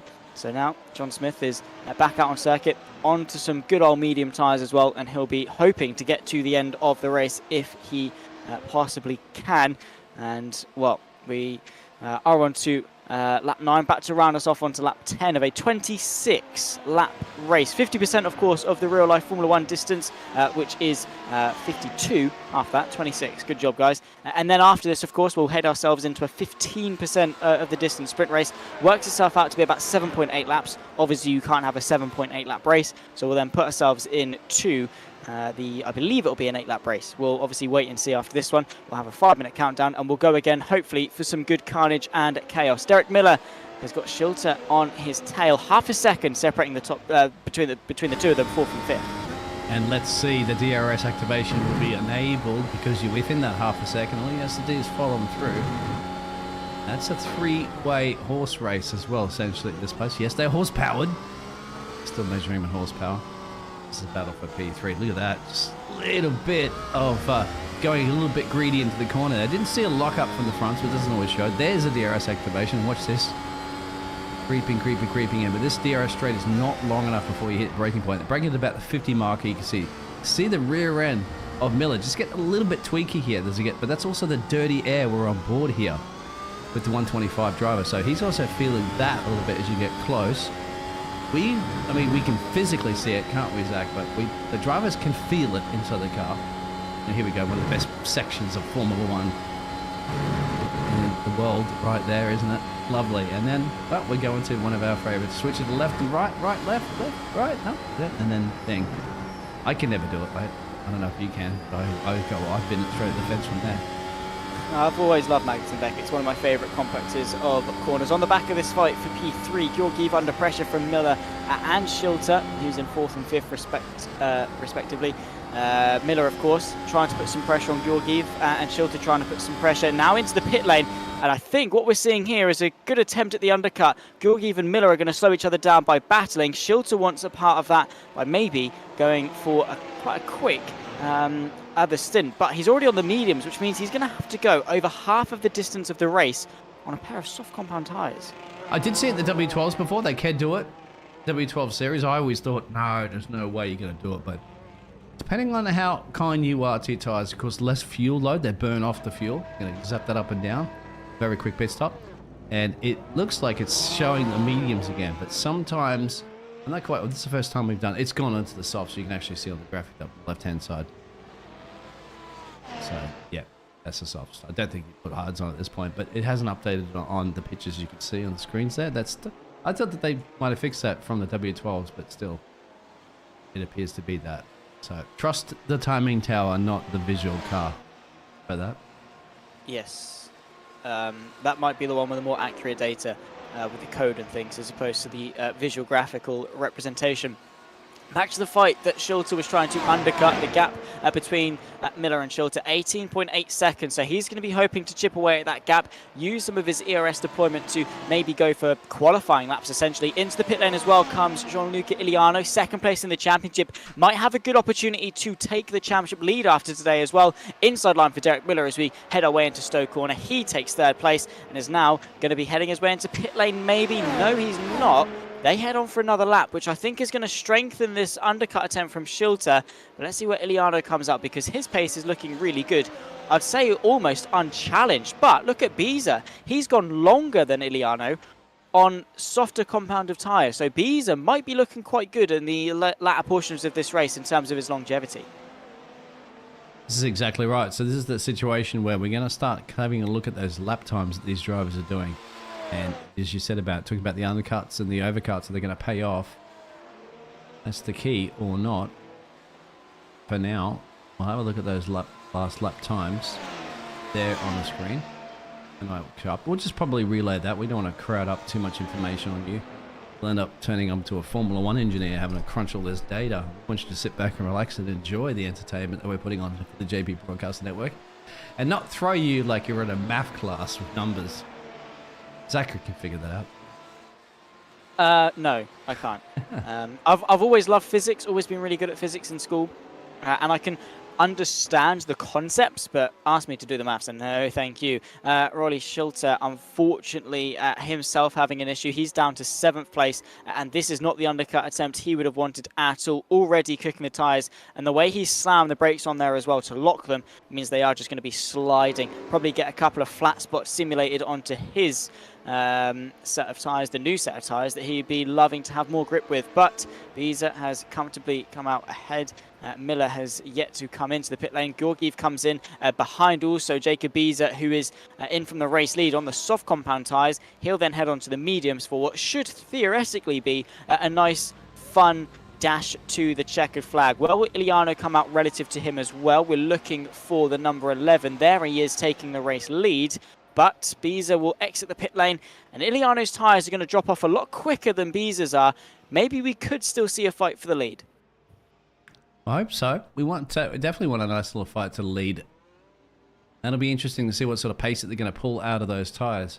Now, everybody's made a pit stop currently at the moment, mandatory pit stop that you have to have it, apart from this man, Derek Miller, leading the race. And the pit stop times around here, I say total pit stop times there, Zachary. That means, you know, from the moment you enter the pit road until the moment you exit the pit road. It's been about 35 seconds for most of those drivers. And the stationary, just on 4 late 4s to 5 seconds. So no Formula 1 pit stops in the real world, which is about 2.3 seconds, I think they are kind of average. Although, wonder how kind of true that really is compared to iRacing. In iRacing, honestly, looking at that, I think they're doing a lot less than 4 seconds. That's just the data we get. Looks like they're a lot quicker. Yeah, maybe. Who knows? I mean, the pit time on our live timing, on the SDK live timing, we've got basically a column that says PT, and that gives us, I think, the stationary time. The quickest at the moment is 4.32 seconds. Actually, no, it's not. It's from Schulter, 4.23 seconds. I think it does depend on how effectively you can basically drive the car off the pit stall, and you know, if you've kept it in gear or if the clutch or whatever, anything like that. Iliano on the back of Derek Miller. This is the fight for the net race lead, of course. Iliano is searching for his race lead back. Miller still owes us a pit stop. Shouldn't be too hard for. Inside line for the Italian, and Miller doesn't put up too much of a fight. He is, of course, in a direct fight with Georgiev and Schulter in the battle of strategies. Of course, after Schulter's spin, knocked a little bit out of contention. That fight with Georgiev definitely still apparent, and Miller wants to make the most of those mediums, so that when he comes onto the softs, that he's got very few laps left to go in this race, which means he can push them into oblivion, as opposed to Georgiev here, who's going to be burning out those soft compound tyres. Yes, they're yellow wall mediums, as we see, but he is on the softs. He's going to be burning them out relatively quickly compared to Miller. So again, it's that swings and roundabouts, being quicker at different points, and I think Miller wants to be nice and quick right at the end of the race. Oh, you want to, don't you? You always want to be nice and quick. Let's see. I'm just trying to have a look at the moment here. So There's your best time. There's your last time. So I want to pull that information up now for the driver. So I do apologize. I will remove the car. However, the car picture, but we can see the car liveries and stuff like that. But it'll give us an idea of those times that they're pushing at the moment. See the positions that he's gained. So he's gained 5 positions currently in this race. He'll be looking to gain actually 6 because we do have Derek Miller to box. And you can see that interval there. Derek Miller's not going to be able to get in and out ahead there of this man, Grigor. I was actually trying to post the live timing information that you were talking about in the chat. Something's just thrown back a little error there. It should be in there now. There you go. That's the one that you're referring to, and you can look at that at home if you want to see the same information we are looking at the moment. Yeah, which is always good. Great thing is that you can just post a link and boom, you get the access to what we have. Yeah, it's always nice to see, have that viewer interaction with us as well. At the moment, Beezer is trying to chase down Schilter, who himself is trying to chase down Troy Banks. A lot of fluctuation in the running order of this race. Lap 16 of 26, 10.5 laps left to go. Thank you to everyone that's tuning on at home. And make sure you are like to subscribe, turn the bell on for notifications as well here on the JP Broadcasting YouTube channel. We are into the second half of this race here, but we're not into the second half of the action. After this race, we'll head ourselves into a sprint race as well. So do not miss out when that comes about as well, because that is going to be very exciting stuff, particularly in the championship battle, because Iliano having a perfect race, only 9 points behind Haugland coming into today. He now finds himself 9 places ahead. Great little move from Schilter there. Troy Banks runs wide on the harder compounded tyres, and Schilter on the very fresh softs finds himself nipping his way to the inside. Job done, tyre compounds, no doubt. Remember, Troy Banks had boxed way back on lap 3 with those tyres, so he's just nursing them to the end of the race. The only problem at the moment is that he's got Frank in his tailpipe, and Frank's going to be, whether or not in DRS activation soon. We'll keep an eye on that. We'll have a look at Frank. We'll write a book with Frank actually at the moment. Yes, so Frank, no pressure at all, my friend. Don't you worry. It's like you're having an extra passenger in the back of the car. In fact, you have myself, Zachary, and everybody else that's tuning in. So just like a Sunday drive, my friend, but on a Friday. It's Saturday today. Saturday, sorry. Oh, my apologies. Yeah. Yeah, I was going to say, yeah. A bit delirious. Again, it's summer and it's hot and we get delirious. So very easy to do that. I remember when I was at school, when I was sort of 10, so yesterday. When I was in primary school, I remember I literally used to forget the days of the week when it was summer holiday, because I was not counting down to the weekend or anything. Oyvind Haugland on the back of Robson for 9th place, the championship leader, trying to maximise his points all from this race. Getting word, who hasn't pit yet? Essentially just Derek Miller. He's the only one that hasn't pulled his way into the pit lane. He's the only one that still owes us a pit stop. So taking those medium tyres as long as possible. There we go, nicely timed with the graphic. Everyone's come in, everyone's taken their mandatory pit stop, and they changed the tyre compound except for Derek Miller. Haugland trying to move his way into 9th place, tries to go the long way around to Brooklands corner, but Robson has got the answer and is enjoying this little tussle with the championship leader at the moment. Let's ride on the rear wheel, just underneath the rear wing camera that you have, and you can see him down the straight line. I don't think we are wise about overtaking here, my friend. It's not the same corner that Lewis Hamilton and Max Verstappen engaged telephone Christmas cards, was it? Oh! It's also not the way you take the entry to Megats and Megats. Oh, look at the exit speed. Already got it for the DRS activation. Bingo. Doesn't even need it. And then look at that. It's just a bonus after that point. He just puts his foot down and it's like he's in a different league. Now into the pit lane, by the way, Derek Miller. Also John Smith, who, has left the pit lane. That's his second stop. Yeah, that's his second stop already. So maybe tyre wear is that bad. But Derek Miller joins in just behind Georgiev in P3, about half a second back. So Georgiev has got the undercut and has stayed ahead. But Miller, with much fresher tyres, is definitely going to benefit from this potentially in the final 8 laps of this race. That means everyone's ticked the box. Everyone's taken their mandatory pit stop. And now it's a sprint to the end. Derek Miller is going to be closing down. He's going to be hunting Georgiev for that podium place, because everyone wants a podium at the end of the day. Georgiev, however, because he's already been on that compounded tyres for a few laps now, it was lap 13 that he came into the pit lane, so already 5 laps on that set of softs, means that he's going to be already maybe feeling the wear of that car, which means that it's going to be quite difficult maybe for him to defend that podium place. It will be. It certainly will be, but he's pushing the absolute best he possibly can. He said defending it, we'll see. It's one thing to catch, it's another thing to overtake, but then again, the DRS, as you saw here, is just a whole different ball game. I think Max Verstappen would be the absolute sitting duck too on the straightaways with the DRS at the moment. We do have obviously a driver that's retired from the session, but 11 of those Gladiators Centaurians are still out there racing, as the tyres are going to start getting a bit tricky, as you'd mentioned there before, with about 7 laps to go, 8 laps actually in total. And I have to say, let's look at the winners, gainers and losers too overall. So there it is right there. So the man, obviously you mentioned about in P3, if he can stay in that P3 position, but just like that, the DRS has been broken, so Derek is not going to see if he can hold off, and Derek wants that P3. No, that's the thing I was looking for at the moment, my friend. And hopefully he doesn't get his trophy knocked over or broken if he gets on the podium. Yes, that's been a recurring theme at Formula 1 recently. Look at that front left, by the way. You can see that small little patch, maybe where the tyres are only just being scrubbed in, and also on the front right, that slight patch, maybe where Miller's had a couple of lockups already on that set of tyres. He's now pushing after Georgiev and will try to find his way onto the podium. Again, it fluctuates. Maybe Georgiev using more of his battery deployment on the straights to stay in front, but you can see that flashing red light on the back end by the diffuser of Georgiev has meant that he is trying to charge his battery essentially. You don't get a lot of opportunities to do it here at Silverstone. Miller in attack mode and with the DRS flies past up onto the podium place, and I have to say he's probably not going to be too interested in looking back.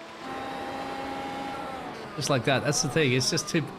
I mean, this is the first time I've seen the W13s, my friend. That is too powerful, that DRS. That is too powerful.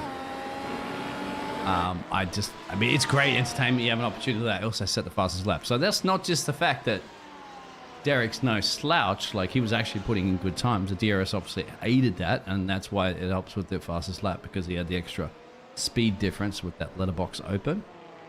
But it's too powerful.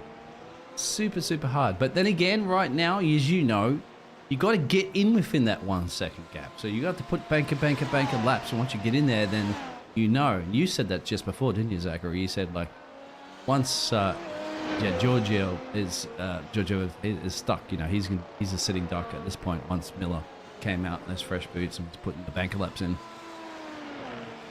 Yeah, Miller is just that quick. I think his pace on those fresh softs is astonishing.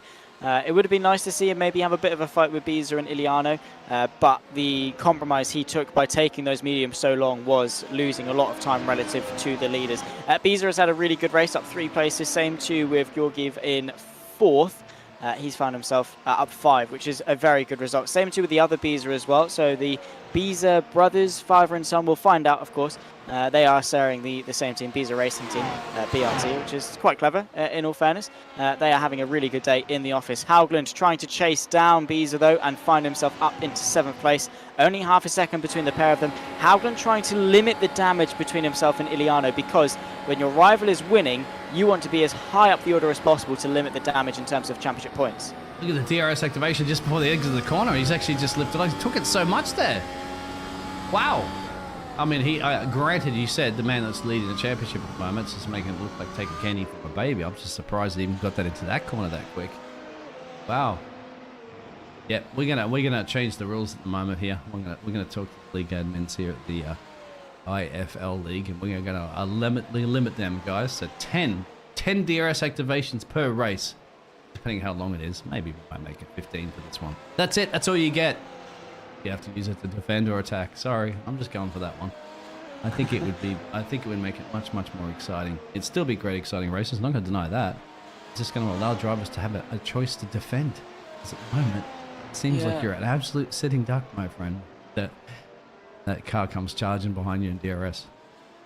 Yeah, well, the thing is that we have had quite quite spread out gaps, which means that Haugland probably hasn't used DRS 10 times this race, which would then sort of lead into the same problem. If it was 10 uses of DRS, Let's have a look. I suppose, yeah, he would have been able to defend. But Beezer didn't really put up much of a fight. You can see there he's taken a wide line and didn't really battle Haugland too much. So the Norwegian was able to find a way through. But I suppose with a race there, you're not using DRS as much. Having limited uses of DRS wouldn't really make much of a difference anyway. It's more the strength of the DRS that is the problem. Okay. John Smith having a good battle with Monty. Top 10 battle here as the driver on the soft compound tyres, after a couple of spins, very aggressively finds his way past. Yeah, that was a little elbows out, wasn't it? Shuffling. Have a look at this in the replay. Yeah, very, very clever, off. you'd have to say there. So Montail, like, he was going to turn in and he realized, damn, there's a car there. Now, you heard the real F1 drivers complaining about the mirrors, of course. Now, you want to look at how much view that they have in the cockpit. Look at that. So he won't be, he's probably going to have his mirrors adjusted differently, but that is not going to give you a lot of, let's go more, okay, let's go more to the roll bar. See the little mirrors there inside? That's probably all you can see, depending on your racing rig. So not a lot, and of course the car's coming in a million miles an hour into a corner like that. There it is. You're not going to see much, are you there, Zach? You are not. And I think it's probably on the safer side that Monty was able to back out of that one. There is our race leader, Gianluca Iliano, has dominated this race since his pole position. Very close time, it must be said, between him and, of course, the driver that shared the front row with him, Rody Schilter. Only a tenth and a half separated them in qualifying, but now 4 places and upwards of 25 seconds, more than 30 seconds separate them in the race, purely because Iliano has been so clean and so consistent and has really dominated this race and will be looking, hopefully for him, to take the championship lead. 25 points for a race win. However, Haugland down in 7th is only scoring 12. So a 13-point discrepancy means that Iliano will be the new championship leader after the feature race. Somewhere. We've still got the sprint race to come. Getting word that there's a big crash. What's happened here? John Smith again. This is something else here, but... Oh, I think somebody's going to hit him here. Maybe just a Middle straight of the T-bone. track. Maybe comes back. Oof. There's another contact here further back, so we'll keep an eye on this one. This is all probably going pole shape for a couple of drivers here. He's lost it there. No. Yep, isn't turn in. Yes. Oh, wow. How was that happened? That was it. I'll be honest. And on Greg, there might be another car involved in that one too. So here it is. It was actually, Greg's going to come up to the scene of crime here in a second. Look at this. So for Gregor's coming around there, gets tagged. Oh, wow, that's poor. That is poor. And another car as Oh, and well, another so one. gets Is that the tagged. race leader? No, that's not the race leader, is it? No, it's not. I think that No. might be Schilter tagging them. That is poor. I'll be honest, not the style of driving that we Oh, want no to front see. wing as well too. Going to get murdered here by champion. Yeah, by Haugland. Yeah, Helen's going to be like, all right. So just like that, it all went pole shaped. I think there was John involved there. That was Yar, that was Derek, and that's Grigor. So 4 cars, I think, in the matter of basically just not even half a lap. Can really change the running order on this one. But yeah, once again, going back to the Italian. Can I call him the Italian Starling?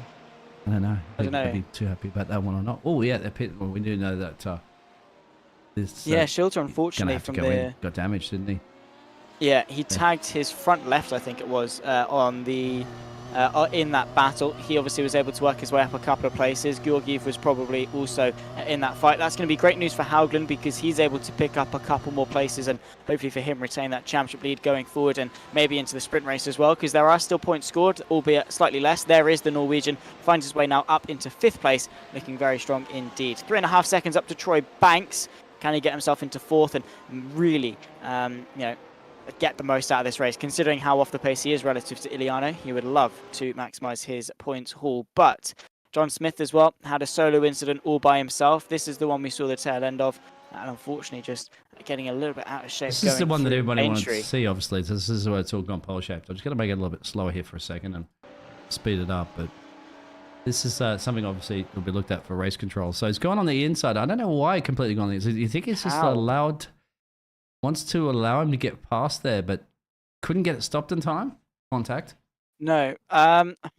Monty has not done himself any favours with the line he took. He was so close to the inside when the driver he was overtaking was all the way on the right.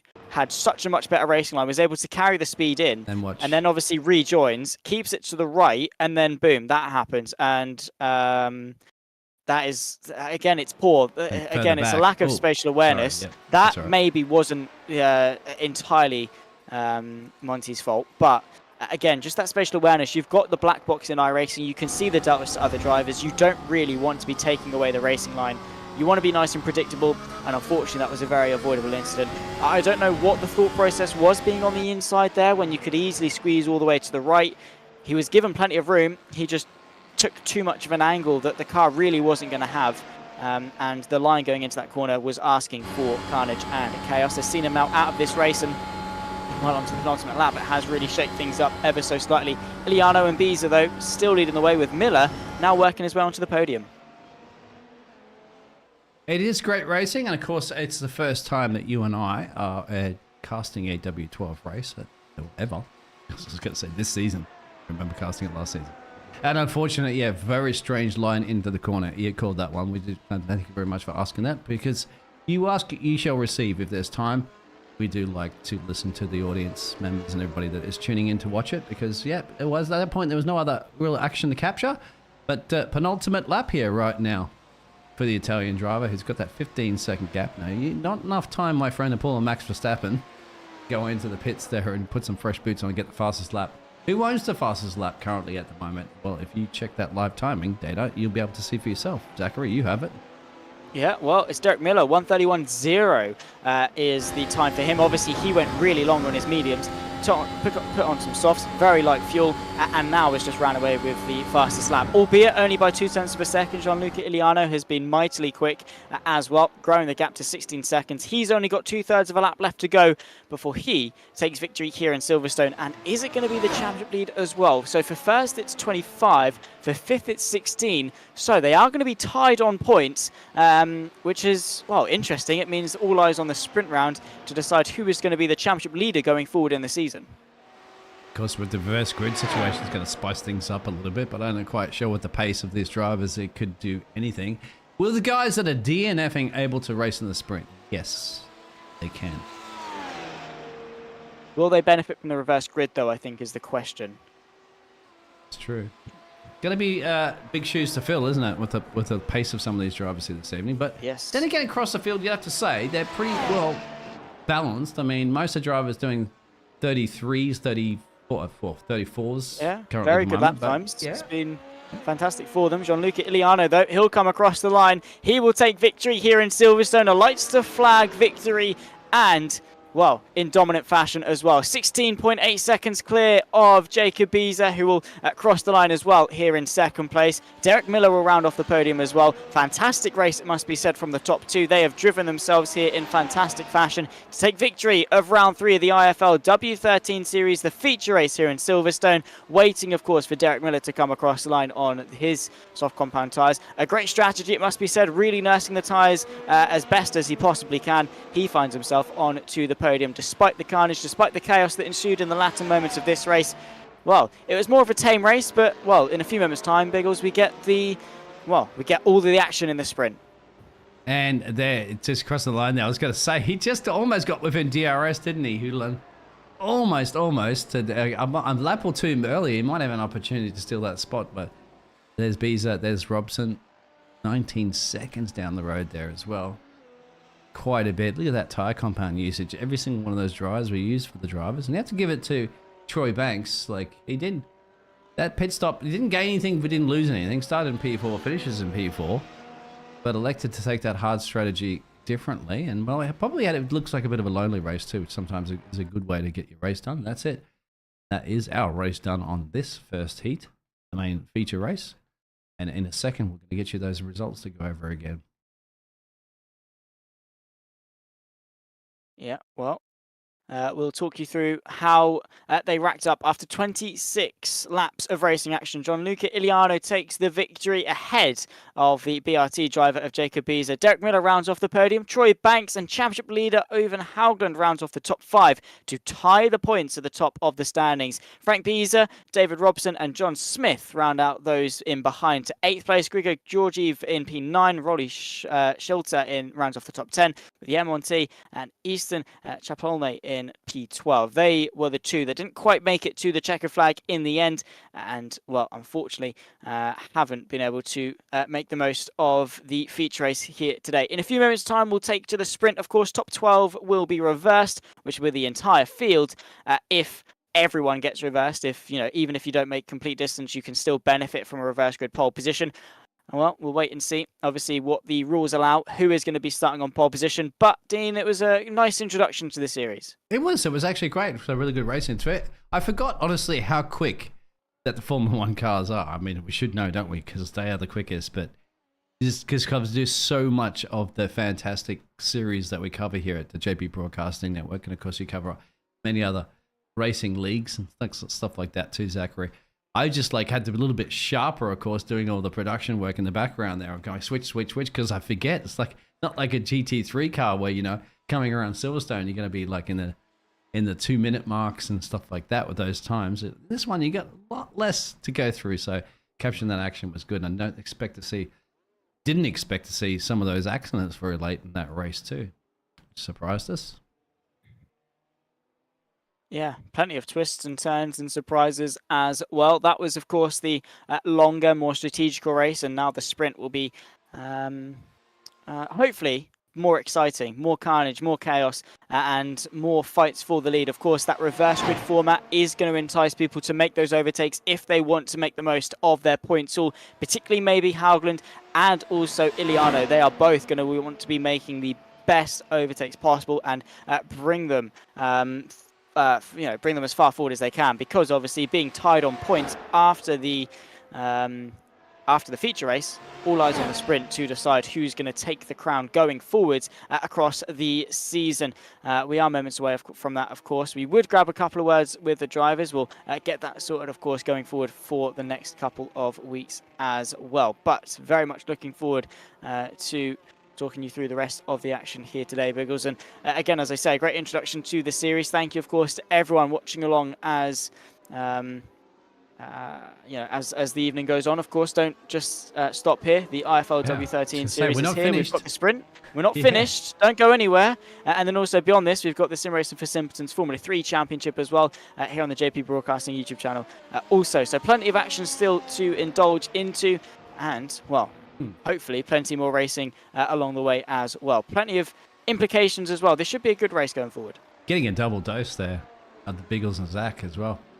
Although I believe that for the Racing League course coming up a little bit later on, Simpletons is that you're going to have yourself there and another co-caster there. Just an older, in the production trailer out the back there pushing all the buttons. But of course you're going to get to hear Zach again twice. Doesn't go away. How unfortunate. He's How everywhere. unfortunate. Oh, it's fantastic, mate. We love your casting. When are you getting that award there for the semi-broadcaster? Sorry, you can send me a Commentator of the Year award. Oh, that must be We'll see. See that one. We'll see if you do get nominated, my friend. We'll try to push it as much as possible to get you that award out there, everybody. Well, we'll have to wait till it's announced. But as you said, the Heat one's announced. They're just at a warm-up. So just a few more seconds to go. A lot of drivers haven't elected to go out. I mean, as you would expect there, Zach, they've just been racing for some time. They're probably going up for a bathroom break there, have a bit of a stretch. A lot of drivers are sitting in racing weeks, and it's stressful, especially in a Formula 1 car where you don't even have much time to blink. You know that the slower category cars, you have a bit of a second there, don't you? Especially down long straightaways to maybe scratch an itch or something like that, or put your arm out there and just relax it for a second, one arm off the steering wheel. But when you're in the Formula 1 cars and the W13s at this level, you don't have much time to do anything. So now's their time to have a break before the sprint shootout, which is different too, isn't it, my friend? Different to having the feature race first and then the sprint shootout rather than the reverse. But that's the ability that we have. We don't have to copy the exact same format of real Formula 1. Yeah. Sim racing has always been great in that aspect. You can do different things at any time, any place, at and that's the beauty of it. It's the sense that you can be racing Clios in Australia and then Formula One cars in Canada in the in the span of 10 minutes. It's the beauty of sim racing and always will be. However, here we go. We're about to get ourselves underway for the sprint race. It's Easton Chaponley who's on pole position, albeit with maybe a couple of wheel issues, so it could well be Monty that takes the top step early on in the race. Rolly Schulter P3 with George Even 4th. John Smith rounds off the top 5 with David Robson 6th. Frank Beezer over Haugland 7th and 8th. The Norwegian starting in the same place for the sprint as he did in the feature. We'll be hoping for more overtakes in this one, however. Troy Banks, Derek Miller P9 and P10 with Jacob Beezer and Gianluca Iliano rounding off the 12-car grid there, 11th and 12th on the 6th row of the field. 8 laps in store for us in the sprint, Dean, and well, hopefully some excitement along the way because Iliano's looking very quick, hoping maybe to carve his way through the field. This is just go, go, go. This is just flat out forget pit stops, forget everything. And guess what? They're pretty much going and winning. Go ahead. Here we go, underway then for the sprint race for the iFL W13 series. A good start from pole position from Schilter, able to get himself up a couple of places already, despite the fact that Chapone didn't take to the start. It's carnage in the background, however, as Haugland tries to move his way forward. A couple of contacts in the background as well. Haugland's able to move his way up into 4th place, 3 wide as they run their way through Village, still going side by side as well. Georgiev running side by side with a Norwegian. Very chaotic start, but a very good one for the championship leader. Okay, they'll get those replays in a second as we continue to see this race at the moment. And there's information up on the left and the side there, all on the soft tyres, no doubt. For the sprint, look at the battles going on. It's brewing up in the middle.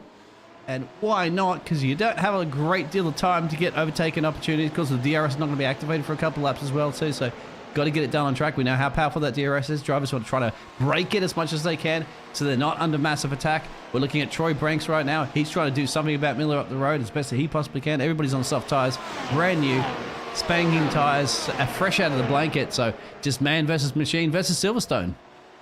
Yeah, a lot of verses in that aspect, a lot of things to be focusing on, but a good start from Schilter, from Smith as well in 1st and 2nd. Pretty much everyone able to make some good ground in the opening moments, apart from David Robson, who already finds himself in the pit lane. Monty and Chapone as well, who find themselves out of this race in the opening moments. 8 laps in store for us then, and Haugland is searching for the podium. Where is Iliano? He's in 7th, already up a few places, already firmly inside the top 10, and on the back of this train as well. They've got to be careful not to turn it into a DRS train, but Iliano trying to make some steady headway through the field. Oh, look at this. I think it's going to be done and dusted, isn't it? Almost. We saw a fantastic overtaking before in the past. Well, not so much from this man, but we did see from some of the others because he was right out the lead of that one. Contact! Oh, contact! Iliano is able to react to it. He goes to the left-hand side. He finds himself in the 5th place, but huge contact between Troy Banks and John Smith as well, I think, as well. We'll take another look at it, of course. Troy Banks going through Abbey into Farm. Carnage in front. Goes to the outside of John Smith. And then similar incident in the opening moment, in the later moments of the feature race. Just too tight on the inside. Tagged, unfortunately, Banks round. And Iliano didn't get away scot-free. He did end up with a little bit of contact, but he's able to still find himself up to 4th place, up 8 places in the opening quarter of this race. And now he's got to chase down his rival of Haugland. This is back at the start of the race. Look at that. David Robertson bogged down, unfortunately, you can see. And it gets into the corner there and then just tags. There is your T-bone. Right there. There's your T-bone steak with a multi-million-dollar Formula 1 car. So just like that, my friend. That's just the way it had. That was with Jacob as well too. Sorry.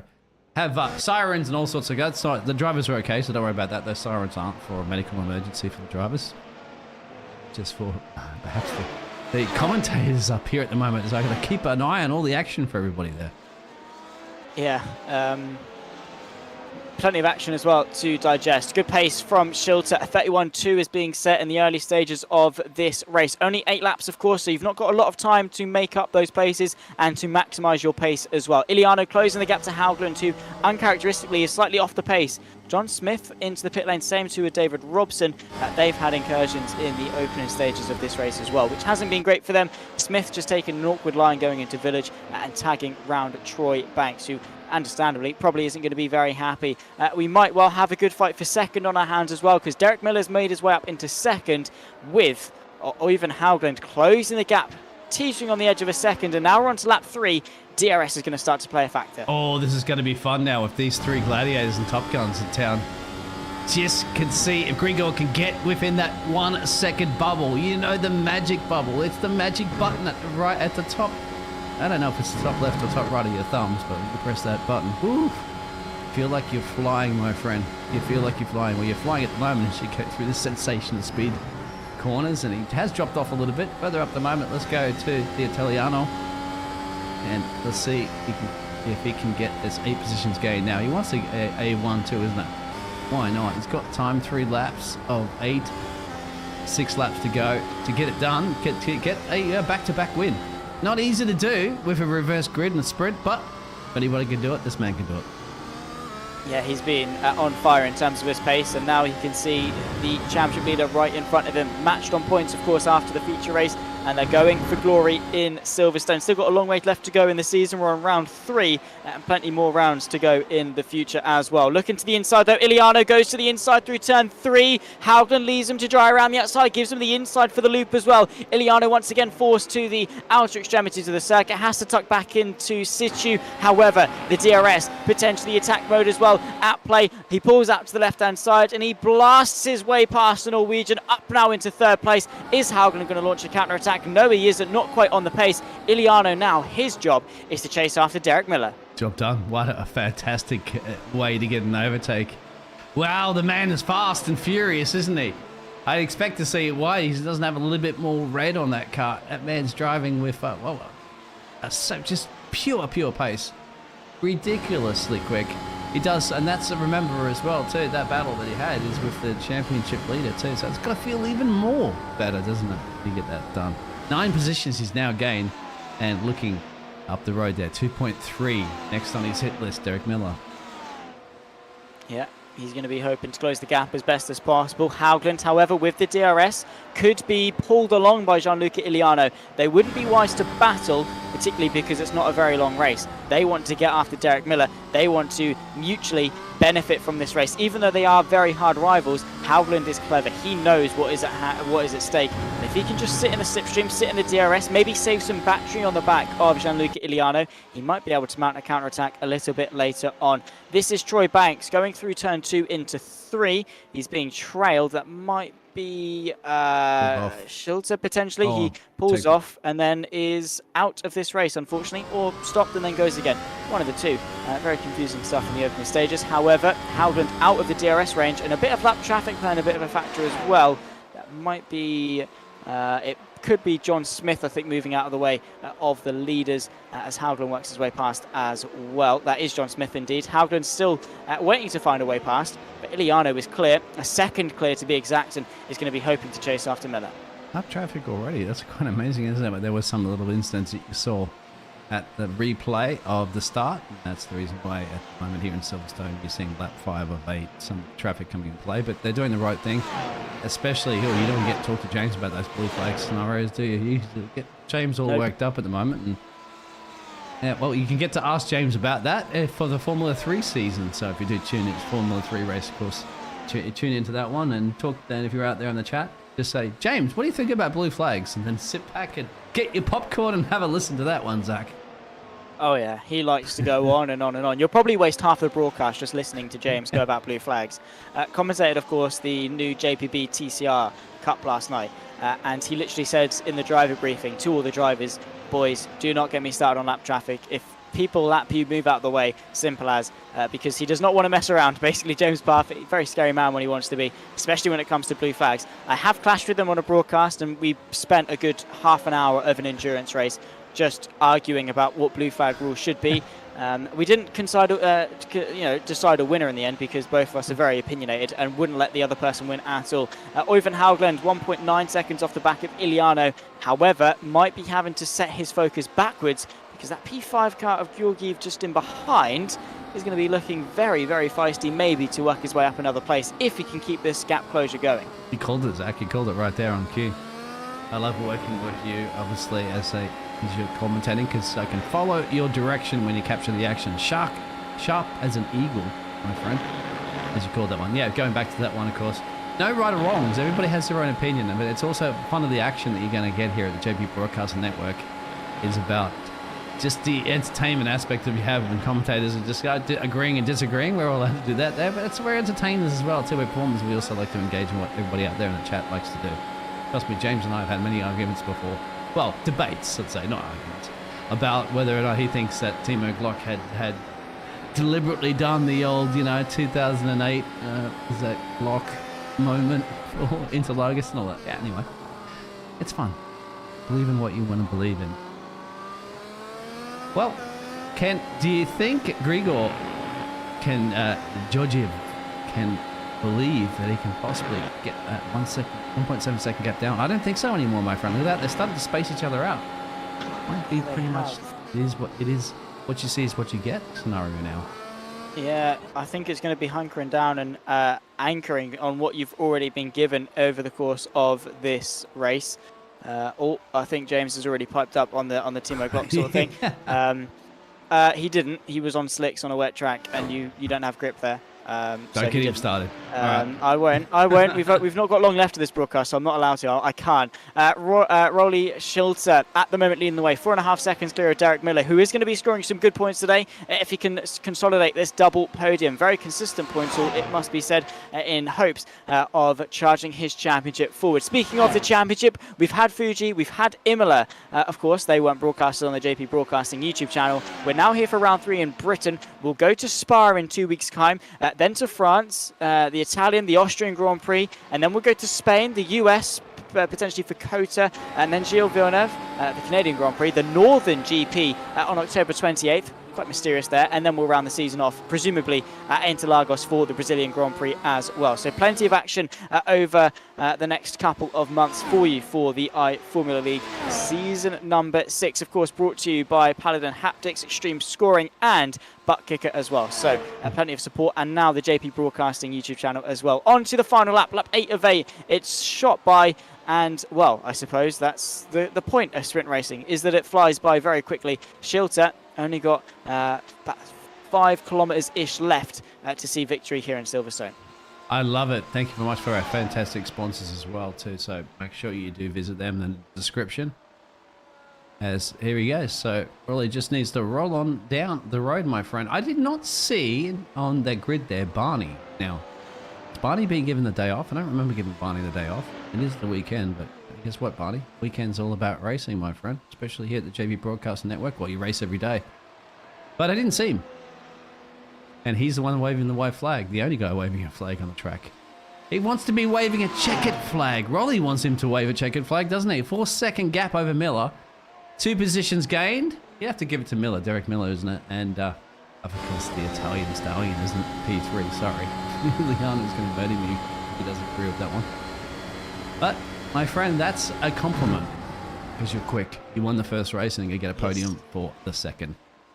Yeah, well, only a couple more corners left to go for Rolly Schilter, who will take maximum points for the sprint here in Silverstone. He's got club corner left to go, 4.2 seconds and 2 places gained over the course of the 8-lap sprint. He crosses the line victorious for the second of 2 races here for the Formula League W13 series. Derek Miller makes it 2 podiums in a row, and Gianluca Iliano a win and P3 with Oven Haugland just in behind Grigor Georgiev as well, only 1.5 seconds back. Very close battling, it must be said. Haugland even able to close the gap to Iliano right at the end of that race. Frank Biza comes home 6th, ahead of his relative of Jacob Biza as well in 7th. Brilliant racing, of course. Fireworks, chaos, carnage, and a lot of action along the way as well. And, well, the 8-lap sprint has now brought its way to a close. I know it says feature in the top left. That's just because iRacing is funny with the order of sessions. Troy Banks will round off those that will make it to the checker flag on the lead lap.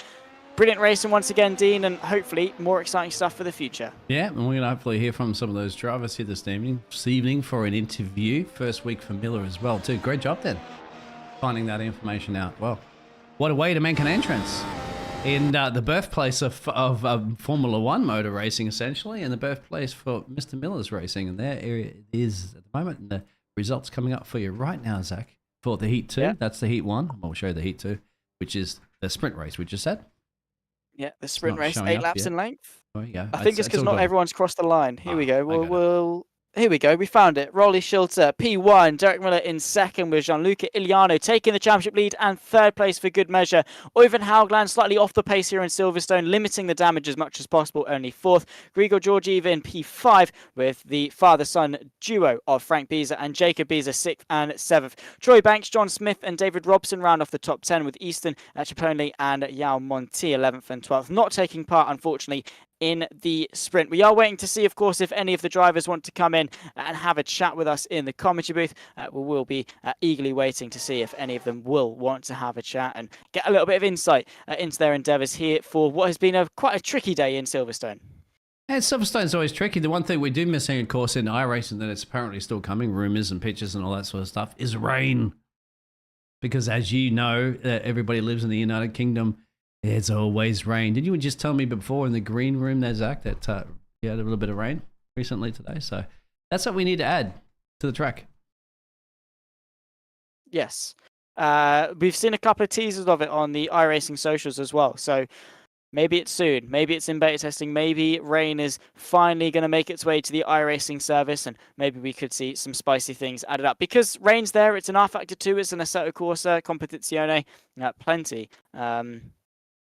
Of simulators do have rain. A couple of them don't. iRacing is seen as the pinnacle of simulation, and it doesn't have rain yet. So we'll hopefully get that in the near future.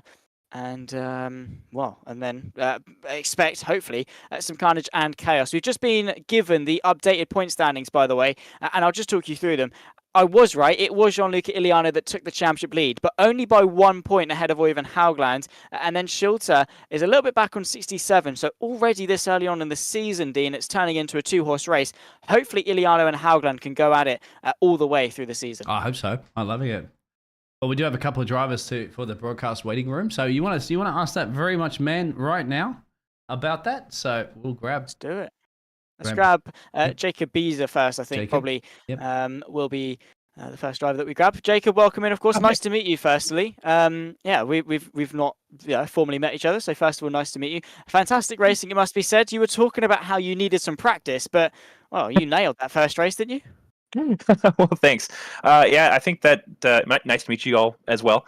I think that went a lot better than expected. Oyvind is usually one of our really quick guys out there, and it was surprising to see him struggle in qualifying and the race. I kept expecting to see him come cutting through at any moment, but somehow we held on to it. Oh, so don't say somehow. Don't you have the confidence, mate? Come on.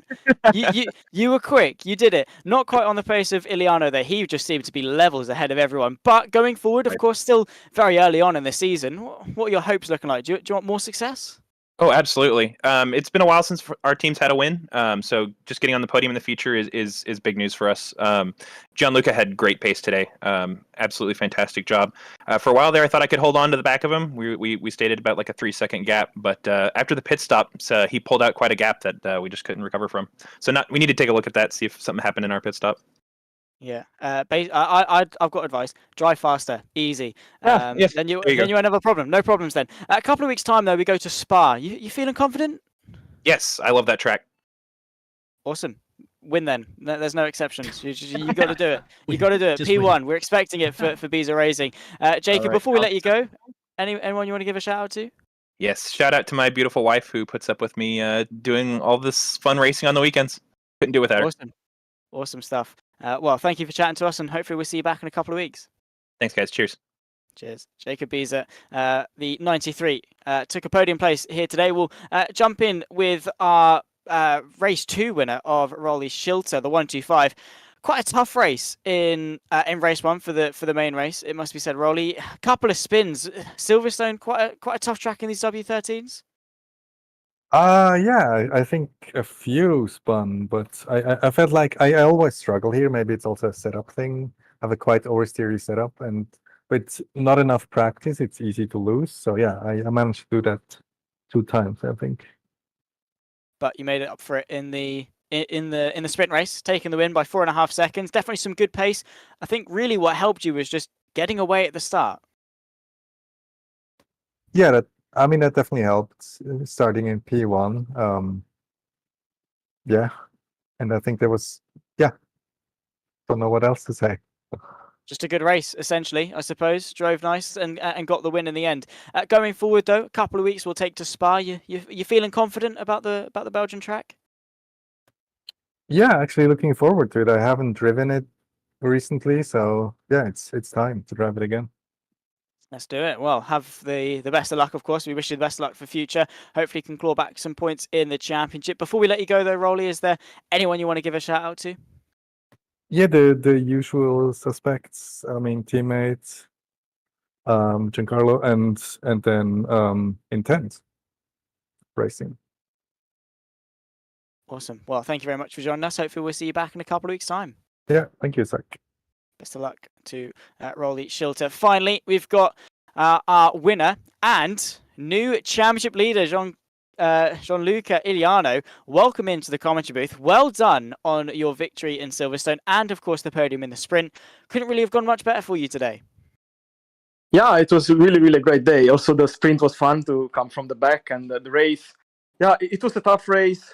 Basically, the tires were overheating the whole time, and not much grip in the rear. So, but yeah, kept it on track, and it was clean enough. I think it was 0 incident the whole race, so it was pretty good. Nice job. Well, that's exactly what we like to see. Keeping it nice and clean, very consistent. Your strategy was perfect. I mean, you came in a little bit early relative to Derek Miller on your initial stint, but you seem to have the tyres nicely in check all the way through, whereas other people struggled quite a lot with the deck. Did you feel the tyres go off at all? Yeah, well, I'm glad that it looked like I was not struggling, but yeah, it was a painful race. The traction zones in this track are really painful, and it was really hard to keep it on track. I had a few moments, but nothing too bad, and I could keep it on track, so all good. Good job. Well, that's exactly what we like to hear. Very consistent, very quiet race. We didn't get to see much of you over the course of the main race, which is probably a good thing from your perspective. Means you didn't do anything wrong, I suppose. A couple of weeks' time, we go to Spa. Are you feeling confident about round 4? Yeah. Actually, Spa is another of the track that I like, so I'm feeling confident. I'm not sure I'm as good at Spa as I'm at Silverstone, so but we'll see. Maybe I get better. Maybe you will. I mean, you're leading the championship now. Is that any extra pressure on your shoulders? Nah. This is just for fun. Everything else is just on top. Awesome stuff. Well, probably the better outlook to have on it. Before we let you go, Gianluca, is there anyone you want to give a shout out to? Yeah, of course, all my fans that are cheering for me, and yeah, everyone, all of you. Thank you always for organizing this, and the broadcast is always so much fun. So thank you.